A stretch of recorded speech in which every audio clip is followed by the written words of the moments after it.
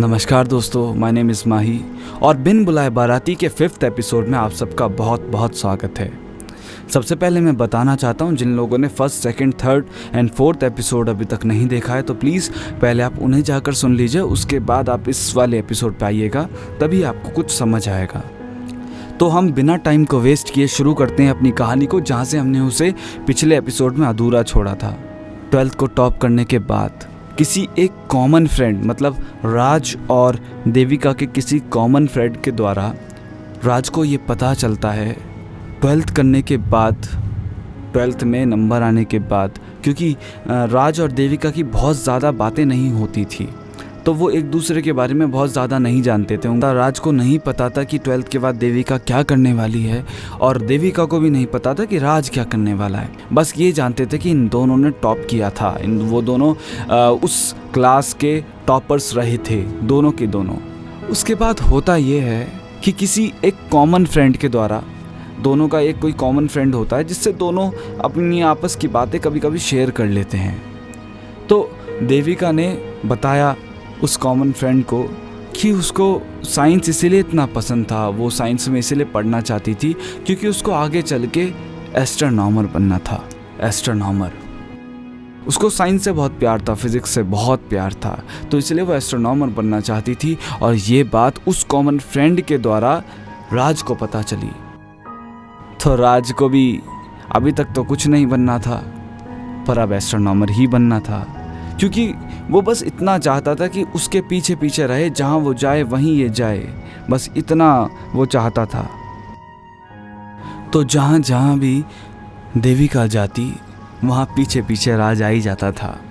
राज को पता चला कि कौन से कॉलेज में देविका ने अप्लाई किया है, उसी कॉलेज में उसने भी अप्लाई कर दिया। नंबर बहुत अच्छे ही थे तो आसानी से एडमिशन भी हो गया। अब था कॉलेज का फर्स्ट डे, बीएससी का।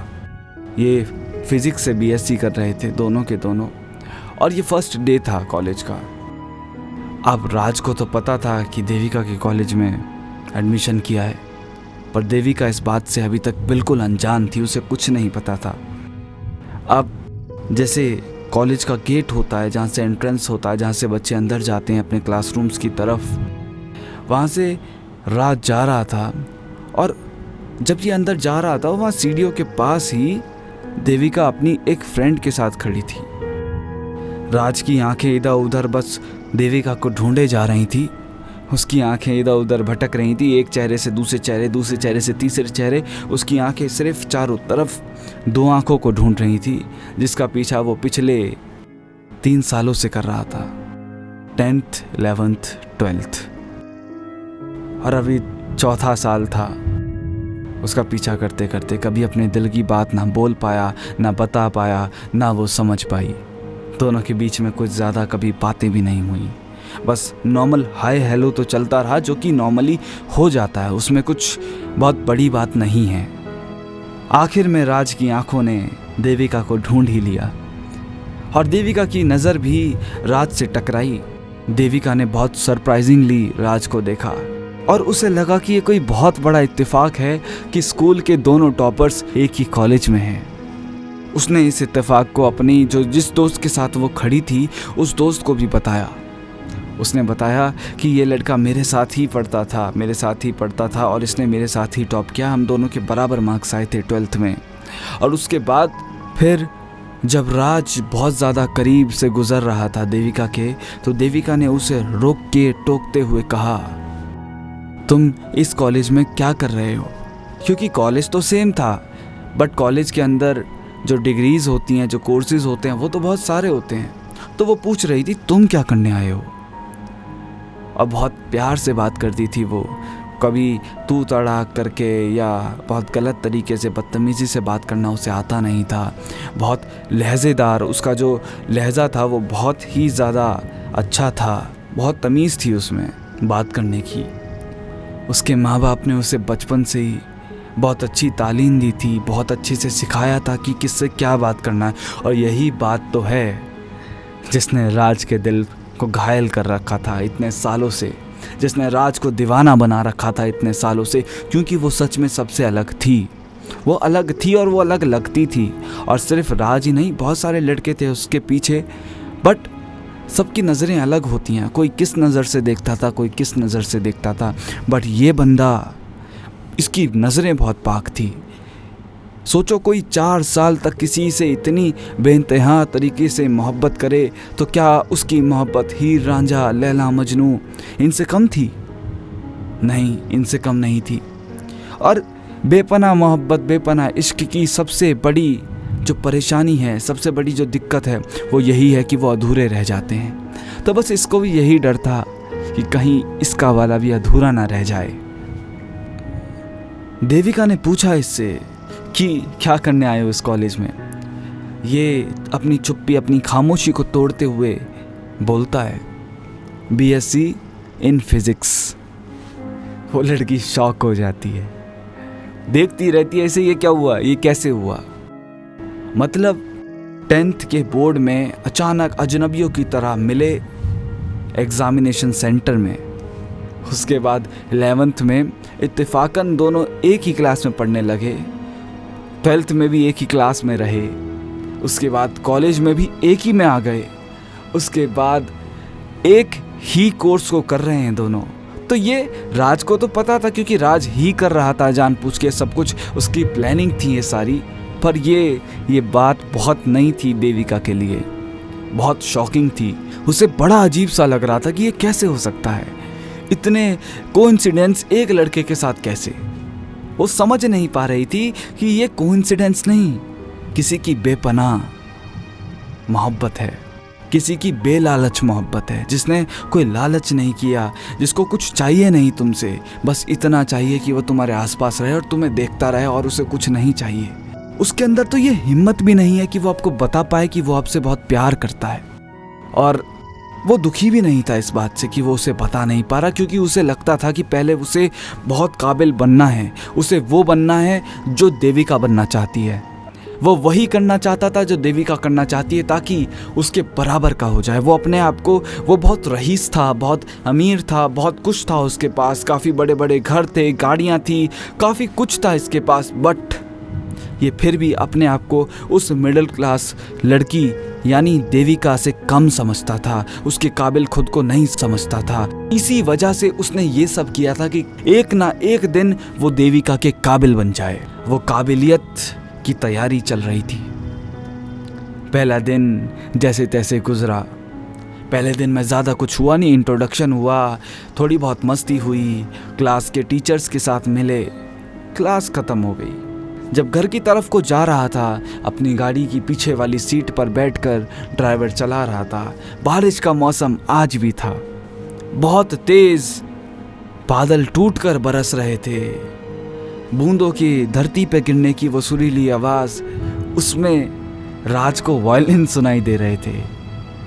उसे इतना अच्छा महसूस हो रहा था उसे देखकर, क्योंकि आप जानते होंगे उसने कभी उसको बस एक ही बार कैजुअल ड्रेस में देखा था, पर ये कॉलेज था, कॉलेज में लोग घर के कपड़े पहनकर जाते हैं, जा सकते हैं। तो इसने दूसरी बार ज़िंदगी में, दूसरी बार सामने से, मतलब फ़ोटोज़ वगैरह में देखा है, क्योंकि वो उसको सोशल मीडिया पे फॉलो करता था। हालांकि वो सोशल मीडिया पे होती नहीं थी, कभी कभी बाय चांस कुछ डाल देती थी, वरना वो कभी सोशल मीडिया पे एक्टिव नहीं रहती थी। वो हमेशा पढ़ती रहती थी, उसके घर में काफ़ी सारी परेशानियां थी जिसमें वो लगी रहती थी। बारिशों को बहुत एंजॉय करता हुआ जा रहा था राज घर पे, और उसके दिमाग में, उसके दिल में सिर्फ वो फ़ोटो, वो तस्वीर चल रही थी जो उसके साथ सुबह हुआ था। देविका से मिलना, देविका का इससे पूछना कि तुम यहाँ क्यों आए हो, क्या कर रहे हो, वो इसको बहुत फैसिनेटिंग लग रहा था। बार बार उसको सोचे जा रहा था, उस बात को बहुत एंजॉय कर रहा था, बहुत मेहनत भी कर रहा था, क्योंकि अब बात थी काबिलियत की। अब काबिल भी बनना था। पूरी ज़िंदगी किसी का पीछा नहीं किया जा सकता।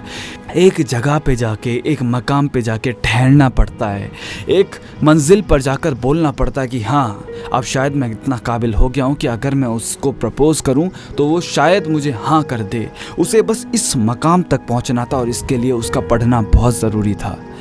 उसने दिन और रात एक कर किसी भी चीज़ की परवाह ना करते हुए उसके माँ बाप बहुत हैरान थे उसके इस बर्ताव को देखकर, क्योंकि वो पढ़ने में अच्छा नहीं था, वो पढ़ना नहीं चाहता था, उसका पढ़ाई में दिल भी नहीं लगता था। पर देखो, इश्क में इतनी ताकत होती है, तो ये आपके हाथ में भी है। कुछ लोग इसी इश्क में डूबकर खुदकुशी तक कर लेते हैं, कुछ लोग इसी इश्क को अपनी ताकत बनाकर, अपनी हिम्मत बनाकर कुछ ऐसा कर जाते हैं जिसकी लोग कल्पना भी नहीं कर सकते, लोग सोच भी नहीं सकते उसके बारे में। और वही उसी तरह का कुछ राज कर रहा था। पहला साल कंप्लीट होते होते राज को ये पता चल गया था कि अब वो पढ़ने में काफ़ी अच्छा, उसको सारे डाउट्स क्लियर हो रहे हैं, वो सब कुछ कर पा रहा है, और उसने कॉलेज का फर्स्ट ईयर भी टॉप किया। और इस बार कुछ फाइनेंशियल प्रॉब्लम्स कह लो या कुछ भी कह लो, कोई ना कोई प्रॉब्लम तो थी, जिसकी वजह से देविका बहुत अच्छे से पढ़ नहीं पाई थी और उसके कम नंबर आए थे। और कम का मतलब है काफ़ी कम नंबर। अब अगले महीने देविका का जन्मदिन भी था। राज ने हिम्मत दिखाते हुए देविका के पास जाकर उससे पूछा, तुम्हारे नंबर कम क्यों आए हैं? तुम तो पढ़ने में मुझसे हजारों गुना ज़्यादा अच्छी हो। बहुत प्यार से बात कर रहा था, बहुत हम्बलनेस के साथ बात कर रहा था। और इस बात ने देविका के दिल को भी पिघलाया और उसने बताया अपनी परेशानी को। उसने बताया कि 2 महीने पहले उसके पापा का इंतकाल हो गया, उसके पिताजी की डेथ हो गई। वो एक काफ़ी खतरनाक सी बीमारी से होकर गुजर रहे थे। तो उसने बताया कि उसके पिताजी की डेथ हो गई थी, जिसकी वजह से वो बहुत ज़्यादा अपसेट थी और उसका ध्यान पढ़ाई में नहीं लग पा रहा था। फाइनेंशियली भी बहुत सारी प्रॉब्लम्स थी, क्योंकि तबीयत ख़राब ज़रूर थी उसके पिताजी की, पर फिर भी एक छोटा मोटा काम था जिससे घर में पैसा आता था। अब वो रुक गया है, तो मेरी मम्मी संघर्ष कर रही हैं। इस बात ने फिर से राज को बहुत तोड़ा, अंदर से झंझोड़ा। और कुछ ही दिन बाद, मतलब ये उस महीने का लास्ट ही चल रहा था और अगले महीने की स्टार्टिंग में ही देविका का बर्थडे था। और जिससे आप इतनी बेपनाह तरीके से मोहब्बत करो, उसका बर्थडे कैसे भूल सकते हो? फिर चाहे आप अपना भूल जाओ, अपने रिश्तेदारों का भूल जाओ, सब कुछ भूल सकते हो, बट वो डेट, वो तो एकदम रट जाती है, वो तो गड़ जाती है दिल में, जैसे नश्तर गड़ते हैं ना, वैसे गड़ जाती है। अब ये सोचता है कि इसे कुछ बर्थडे गिफ्ट देना है। बहुत अमीर है, पैसों की कोई परवाह नहीं, लाखों का भी गिफ्ट आए तो कोई परवाह नहीं, कोई फ़र्क नहीं पड़ता, आराम से खरीद के दे सकता है। और ये कुछ बहुत बड़ा गिफ्ट लेने के लिए जाता भी है। पर उसी दौरान इसके दिमाग में एक बहुत सही ख्याल आ जाता है। समय पर ख्याल आना बहुत इंपॉर्टेंट होता है, वरना देर होने के बाद कोई फ़ायदा नहीं है। समय पर एक ख्याल आता है कि वो इस गिफ्ट को एक्सेप्ट ही नहीं करेगी, क्योंकि ये जानता भी नहीं था कि वो इसे दोस्त समझती भी है या नहीं। गिफ्ट क्यों एक्सेप्ट करेगी, वो भी इतना एक्सपेंसिव गिफ्ट। और फिर शायद उसको ये भी ख्याल आ रहा था कि मैं इतना महंगा गिफ्ट देकर कहीं उसकी बेइज्जती ना करूं, कहीं उसको ये महसूस ना कराऊं कि वो गरीब है, वो अफोर्ड नहीं कर सकती, इसलिए मैं दे रहा हूं। ये बात उसके दिमाग में आई और उसने क्या किया, उसके दिमाग में एक ख्याल आया कि फाइनेंशियल प्रॉब्लम्स तो उसकी लाइफ में चल ही रही हैं और वो अपनी तैयारी के लिए, अपनी पढ़ाई के लिए काफ़ी महंगी महंगी किताबें होती हैं, उन्हें अफोर्ड नहीं कर पा रही है। तो मैं ऐसा करता हूँ, किताबों का एक सेट उसे गिफ्ट करता हूँ, एक्सपेंसिव किताबों का, फिज़िक्स की एक्सपेंसिव किताबों का एक पूरा सेट उसको गिफ्ट करता हूँ। ये सोचकर उसने कुछ बहुत महंगी महंगी किताबें जो बहुत इम्पॉर्टेंट थी उसके उस कोर्स के लिए, उस लड़की के सपने के लिए जो वो करना चाहती थी, उसके लिए बहुत इम्पॉर्टेंट थी, तो उसने वो किताबें खरीदी, उनको गिफ्ट रैप किया। और उसके बर्थडे वाले दिन सुबह सुबह कॉलेज में जाकर उसकी डेस्क के नीचे एक जगह होती है, डेस्क के नीचे एक जगह होती है जहाँ वो बैठती थी, वहाँ पर जाके रख दिया और ऊपर से अपना नाम लिख दिया। वो लड़की आती है, वहाँ बैठती है, उस डेस्क के नीचे जब वो अपना कुछ सामान रख रही होती है तो उसका हाथ उस गिफ्ट पर भी पड़ता है। वो उसे निकालती है और उस पर लिखा होता है फ्रॉम राज। अब वो अपनी आंखों से चारों तरफ राज को ढूंढती है। वो बेचारा एक कोने में सहमा हुआ सा, एकदम घबराया हुआ सा बैठा था कि क्या रिएक्शन होगा देविका का। देविका उसे देखते हुए बोलती है, बड़ा अजीब सा एक्सप्रेशन देते हुए बोलती है और हंसते हुए बोलती है। अब देविका को हंसते हुए देखने से बड़ा रिटर्न गिफ्ट इस बंदे के लिए कोई कुछ दुनिया में हो ही नहीं सकता। आप इसको हीरो से जड़ दो, सोनों से जड़ दो या कुछ भी दे दो इसको रिटर्न गिफ्ट में, पर इससे बड़ा गिफ्ट इसके लिए फ़िलहाल कुछ भी नहीं था। और ये गिफ्ट उसको मिल गया था। वो बहुत शर्माते हुए मुस्कुराई और इसने बोला, खोल कर देखो, तुम्हें बहुत पसंद आएगा। उसने खोल कर देखा तो वाकई उसका दिल गद गद हो गया। उसे इतना पसंद आया वो, क्योंकि उन किताबों की उसे ज़रूरत थी। और ज़रूरत के समय अगर आपको जिस चीज़ की ज़रूरत है वो आपको मिल जाए तो इससे बेहतर बात क्या ही हो सकती है? कुछ नहीं हो सकती। तो राज उस दिन बहुत खुश था। दोनों ने आपस में थोड़ी बहुत बात भी और कैंटीन में जाकर साथ में पहली बार दोनों ने साथ में कॉफ़ी भी पी।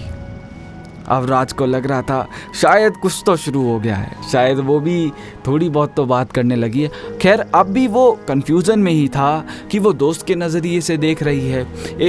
अभी उसके दिमाग में एक कंफ्यूजन ज़रूर था कि वो लड़की उसको दोस्त के नज़रिए से देख रही है या फिर किसके नज़रिए से देख रही है, या फिर सिर्फ इतना है कि इत्तेफाक पे इत्तेफाक होते जा रहे हैं तो वो इसको एज अ कोइंसिडेंस ही ले रही है, ज़्यादा कुछ खास नहीं। क्योंकि वो बात ही नहीं करती थी किसी से, कोई उसका मेल फ्रेंड था ही नहीं, वो फीमेल फ्रेंड्स भी नहीं थी उसकी तो ज़्यादा। अब ऐसा होते होते कुछ दिन ऐसे ही गुजर गए और सेकेंड ईयर आधा खत्म हो गया। अब आधे सेकेंड ईयर को ख़त्म होने के बाद अच्छे मार्क्स आ रहे थे, बहुत मेहनत से पढ़ रहे थे, पर कुछ राज की ज़िंदगी में ऐसा हुआ जिसने उसे अपसाइड डाउन तोड़ कर रख दिया। ये बहुत बड़ी चीज़ हुई थी। हुआ कुछ ऐसा था कि पिछले 3 सालों से, हाँ जी 3 सालों से राज की मम्मी को कैंसर की प्रॉब्लम थी। राज की मम्मी को कैंसर था और इसी वजह से अब थोड़ा सा वो परेशानी ज़्यादा हो गई थी। अब उनको दिक्कतें ज़्यादा महसूस हो रही थी। इसकी वजह से राज के पापा ने राज की मम्मी को अपने पास अमेरिका बुला लिया, यूएस बुला लिया। वो यूएस में रहते थे क्योंकि यूएस में बेटर इलाज ऑप्शंस हैं कैंसर के, इसी वजह से उनको वहाँ बुला लिया गया। तो राज की मम्मी अब्रॉड चली जाती हैं। राज बिल्कुल अकेला रह जाता है। बहुत बड़ा घर था उसका, उसमें वो और उसके 3 नौकर और कोई नहीं, एक ड्राइवर, एक घर पे खाना बनाने वाली और एक साफ सफाई करने वाली। तो बस यही लोग थे। और राज का जो दिल था ना वो इतना बड़ा था, इसीलिए उसके पिताजी उसे बहुत पसंद करते थे।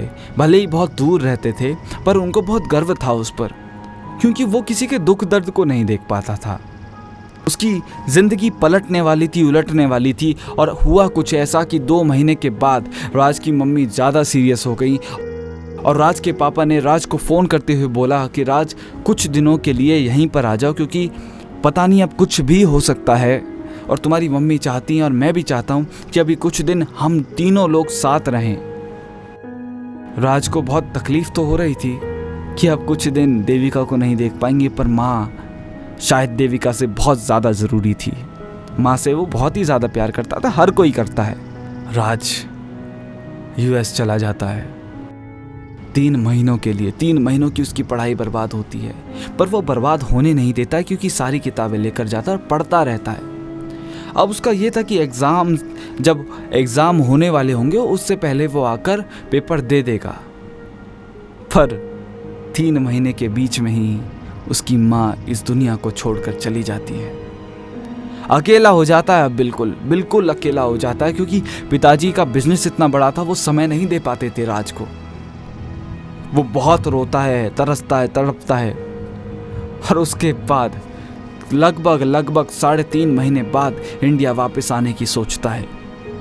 एग्जाम सर पे थे। अब इतनी तकलीफ में पढ़ाई हुई तो थी, पर क्या हुई थी, ज़्यादा खास कोई तैयारी हो नहीं पाई थी। अब राज इंडिया वापस जाता है और ये उसका पहला दिन होता है कॉलेज का आफ्टर अ लॉन्ग टाइम। अब इसके बाद जो हुआ ये मैं आपको इस कहानी के लास्ट एपिसोड 6th एपिसोड में आपको बताऊंगा। इसके बाद की स्टोरी बहुत दर्दनाक है। बहुत मज़ा आ रहा होगा आपको इस कहानी को सुनने में। आप अब राज को बिल्कुल जी पा रहे होंगे। बहुत ही देखो कहाँ से स्टार्टिंग हुई, कहाँ पहुँच गया, उसका कितना कुछ खो गया। इस एपिसोड में उसने काफ़ी कुछ खोया है अपनी ज़िंदगी का हिस्सा। वो अपनी माँ से बहुत प्यार करता था क्योंकि कोई था भी नहीं ना दुनिया में उसका। वो, उसकी मम्मी, उसके पापा दूर रहते थे तो माँ का तो दुलारा था। अब माँ को भी खो दिया। पिछले 3 सालों से कैंसर था पर अब एकदम लास्ट स्टेज पर थी वो। चली गई इस दुनिया को छोड़कर और राज को अकेला कर गई और तन्हा कर गई। तो इसके बाद जो होता है वो आपको इस कहानी के 6th और लास्ट एपिसोड में पता चलेगा। और अगर आपको मज़ा आ रहा है तो प्लीज़ प्लीज़ प्लीज़ प्लीज़ इस चैनल को सब्सक्राइब कर लीजिए, इस वीडियो को लाइक कीजिए, इस चैनल को शेयर कीजिए उन दोस्तों के साथ, उन रिश्तेदारों के साथ, अपने उन जान पहचान के लोगों के साथ जो इस तरह के कंटेंट को बहुत एंजॉय करते हैं, बहुत पसंद करते हैं। फिर से मुलाकात होगी इसके अगले एपिसोड में। तब तक के लिए अपना ख्याल रखें। Thank you for watching. Take care.